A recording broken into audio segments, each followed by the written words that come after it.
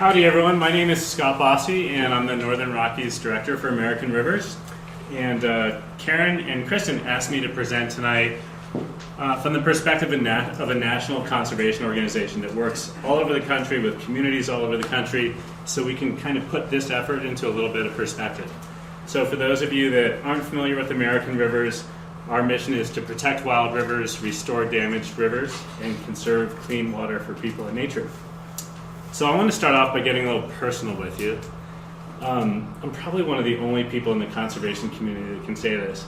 I spent over a decade in the ski industry, working in the ski industry as a ski instructor and various other jobs. I've had a season pass at Big Sky for over 15 years, and I'm the son of a PGA golf pro and spent 10 years in the golf industry, actually 11 years in the golf industry. So not many conservationists can say that.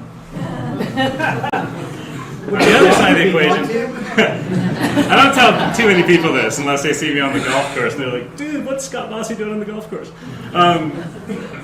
But I've also spent my last 20 years in the conservation community working for nonprofit river conservation groups, and I love nothing more than fly fishing in the Gallatin River and other rivers across Montana and the Northern Rockies.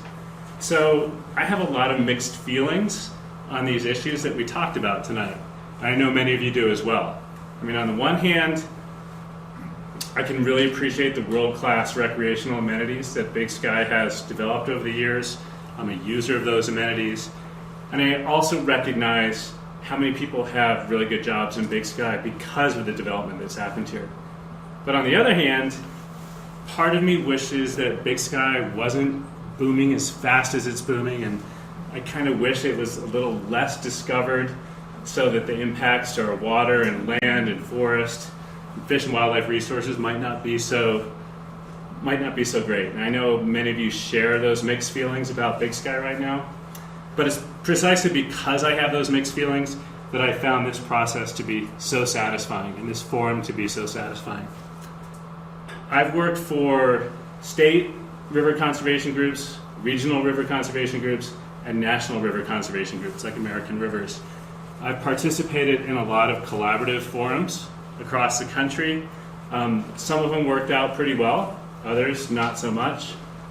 I can tell you that over the last 18 months that I have found this to be the most functional, transparent, and satisfying collaborative process that I've participated in my 20-year conservation career. And I think that is a credit to two people in particular. I want to thank Kristen Gardner. Without Kristen's initiative and her fundraising efforts, this forum never would have launched in the first place. And then I want to thank Karen Filipovich, who's done a really masterful job facilitating this whole process. Karen, I think you really challenged us to be creative, to think outside the box, and to really set the bar high for ourselves. So thank you very much to both of you and to everyone that participated in this forum. So when I say we set the bar high, I want to put this into perspective a little bit. Most people get really upset when you talk about direct discharge into the Gallatin River. You've heard it, I've heard it. I hear it from anonymous people that call me and email me all the time. I did a little research prior to this evening because I wanted to find out what some of Big Sky's peer mountain resort communities are doing when it comes to managing their water resources. So I looked at Jackson, Wyoming. Okay, Jackson, Wyoming, which really prides itself on its conservation ethic and protecting wildlands and wildlife. They have a wastewater discharge permit that authorizes them to discharge 5 million gallons a day of treated wastewater into the Snake River, which is a federally designated wild and scenic river that I work to get protected as a wild and scenic river. Sun Valley, Idaho. Okay, in Sun Valley, Ketchum, Haley, that area, they are authorized to discharge 4 million gallons per day of treated wastewater into the Bigwood River. And for those of you that like fly fishing, the Bigwood's a pretty awesome fishery, nationally renowned. And then I looked at Aspen because you got to compare the Big Sky to Aspen. And Aspen, which really prides itself on its environmental ethic, they're authorized to discharge 3 million gallons a day of treated wastewater into the Roaring Fork River, which is another national class wild trout fishery. So you may ask, well, gosh, Big Sky's always asking itself, what do we want to be when we grow up? Well, we want to be Jackson, we want to be Sun Valley, we want to be Aspen. I don't think we want to be any of those. I think we want to be better, okay? You may ask, well, if they're all taking the easy route and they're all discharging their treated wastewater into their local waterways, well, why can't Big Sky? Well, isn't that kind of like encouraging your kid to be a C- student? Just skate by, just finish school, maybe you can get a job. I think we want to be an A+ student, okay?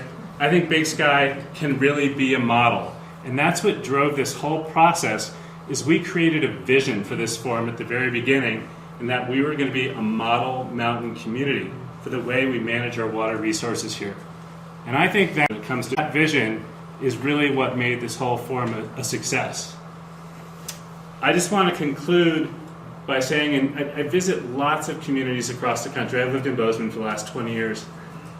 But when I visit communities and I ask them, what would you have done differently when it comes to managing your water resources?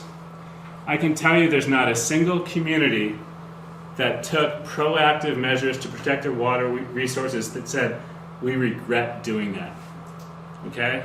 Conversely, I've heard a lot of communities say, if we only could have done it all over again, it would have been completely different. And what we would have done is we would have come up with a plan like the one that Big Sky is developing right now.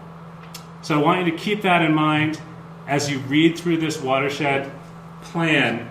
Keep in mind, it's bold, it's innovative, and it's extremely rare that you can bring these diverse stakeholders to the table, that you can raise the bar, and really set a goal that's worth achieving.